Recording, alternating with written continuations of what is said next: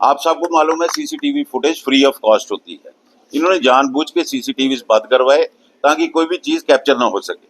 दूसरी मेन चीज इसमें थी, पहले इन्होंने बोला मार्कर से वोट पड़ेंगे, उसके बाद तमाम किस्म के पेन्स चले, जो एक वायलेशन है।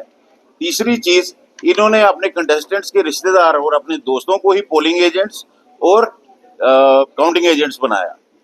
और उसके बाद इन्होंने 10 आदमी इन वायलेशन ऑफ कॉन्स्टिट्यूशन, जो इन्फ्लुएंशियल मेंबर्स हैं other than election team, constitution को वायलेट करते हुए उनको पोलिंग हॉल में उठा दिया to influence voters.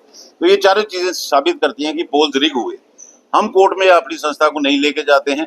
Shri Ram Sai के टाइम भी यही मेरे ऑपोजिशन वाले कोर्ट में गए थे और 2020 में भी ये कोर्ट में गए थे। लेकिन मैं इस सब चीजों को पहले तो रजिस्ट्रार ऑफ सोसाइटीज के ऑफिस में दे चुका हूं, क्योंकि वो कस्टोडियन है ऑल दी सोसाइटीज के, और चैम्बर का कॉन्स्टिट्यूशन जो है रजिस्टर्ड है। चौंका देने वाली बात है कि 3 नोटिस देने के बाद भी रजिस्ट्रार ऑफ सोसाइटीज को चैम्बर की तरफ से एक भी जवाब नहीं आया। कि उन्होंने बोला आप अपनी एग्जेक्टिव की लिस्ट दें और बाकी जो डिटेल्स हमने मांगी थी। जब एग्जेक्टिव कमेटी ही नहीं है, that means chamber of commerce को इलीगली चलाया जा रहा है। अब लास्ट नोटिस जो ये देखिए 7 तारीख का लास्ट शो कॉज नोटिस है, ये दिया है रजिस्टर ऑफ कंपनीज के ऑफिस से, और 11 तारीख तक इनको जवाब देना है, नहीं तो वो एज पर रूल्स एक्शन करेंगे। कुछ अफवाहें फैलाई जा रही हैं कि हम ये लिख रहे हैं वो लिख रहे हैं। लिखना हमारा फर्ज है कि हमको संस्था को हमको बचाना है। क्योंकि मैं आपको पुराना उदाहरण दूं, 2014 में मैं आया तो मैंने देखा ये तो 20 साल का किराया भी नहीं दिया इन्होंने जेडीए को, असल पेमेंट नहीं दी, 47 लाख रुपए इंटरेस्ट चढ़ गया। तो इनकी जो इस टाइप की बातें हैं, इससे संस्था का बहुत नुकसान होता है और हर मेंबर को इस चीज का लॉस होता है। उसी को देखते हुए हम सिर्फ इंश्योर करना चाहते हैं।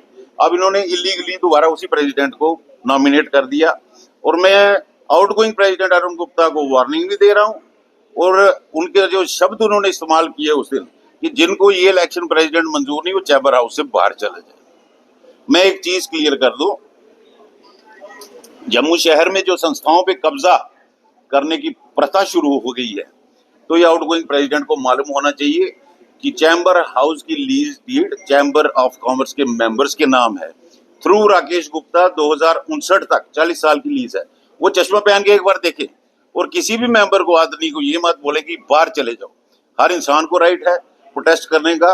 और ऐसा क्या है कि सिर्फ उसी प्रेसिडेंट को दोबारा लाना जिसके ऊपर इतनी एलिगेशंस लगी? ये एक और सबूत है। रजिस्ट्रार ऑफ सोसाइटीज में इन्होंने देनी थी अपनी general body with 7 minimum members, 6 तो ऑफिस बेरर है, उसके नीचे 7वां फिर वही इलेक्शन प्रेसिडेंट शिव प्रताप गुप्ता। तो ऐसा क्या नजदीकी है कि इनको 3000 आदमियों में और कोई सक्षम नजर नहीं आता? हमारी सिंपल डिमांड है neutral president, neutral polling staff. अब ये चाहे इलीगली इन्होंने किया है, लेकिन हम इलेक्शन प्रोसेस को रोकना नहीं चाहते। As responsible members of chamber already वो डिले हो चुकी है।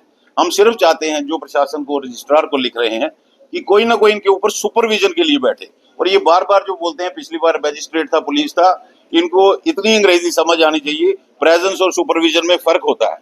They were present to ensure law and order. वो इंटरफियर नहीं कर सकते थे कि प्रोसेस भी क्या हो रहा है। और हमारी ये पुरजोर कोशिश जारी है कि हमें प्रशासन से कोई ना कोई इंसान चाहिए जो ऊपर सुपरवाइज करे, ताकि इलेक्शन फेयर हो। हमारी ऐसी कोई मंशा नहीं है कि हम किसी का नुकसान करें। ये तोड़ मोड़ के लफ्ज बोलते हैं, क्यों कंप्लाई नहीं करेंगे तो रजिस्ट्रेशन पे तो सवाली निशान लगेंगे। Societies act over rules constitution of the chamber act.